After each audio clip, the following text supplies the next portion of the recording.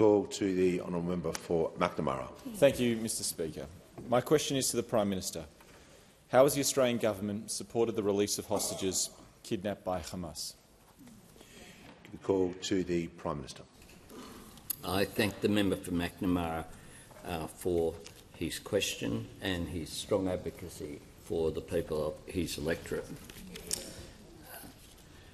The Australian government has called consistently, unequivocally, for the release of all hostages taken on October 7 during Hamas's terrorist attack on Israel.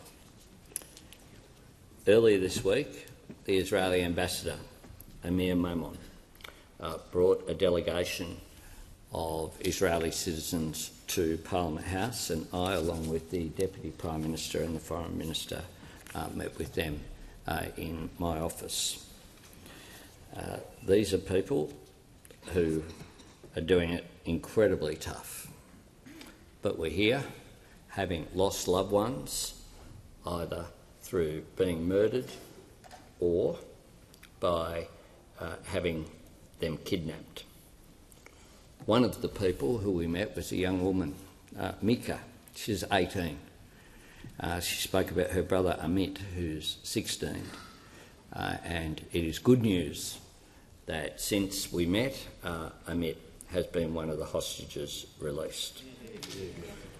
We have been very consistent about our concern about the loss of innocent lives, Israelis and Palestinians. Every innocent life matters. But what we saw last night in Melbourne at a hotel in Docklands goes beyond the right of people to peacefully protest in our democratic country. Why people would make the conscious decision to hold a protest where the families of these people were staying is beyond my comprehension. Beyond my comprehension and beyond contempt. I'm appalled by the actions of these protesters and I condemn them. This does nothing to advance the cause of the Palestinian people. It does nothing to advance justice for Palestinians or peace in the region. My government supports a two-state solution in the region in the interests of Palestinians and Israelis. But at the moment, what we are seeing is humanity just cast aside.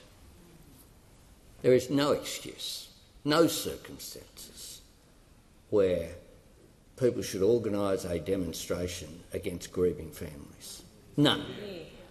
None. I call it out and I express on behalf of the Australian government our regret to those families who we met with. This is not the Australian way. People like Tali Kitzner, she lost her son Segev, and all of the families we had a very respectful, private conversation. It was captured at the beginning, but they wanted to just tell their stories. I've also had discussions with Palestinians who have lost their family members during this conflict. It's awful. People need to really think about where we are as a nation. We are a successful multicultural nation. There is no place in this country to try to bring conflict in that sort of way, through that sort of action here in Australia, regardless of what views people might have about international politics. We should be respectful, we should have compassion, we should understand that people are hurting, and Australians of different backgrounds and different faiths are hurting at the moment. And I just say that we just need to bear that in mind. I spoke on the day I was elected, on that evening, about kindness. This country could do with a bit more kindness and a complete rejection of any action that targets people who are going through such a difficult time. Yeah.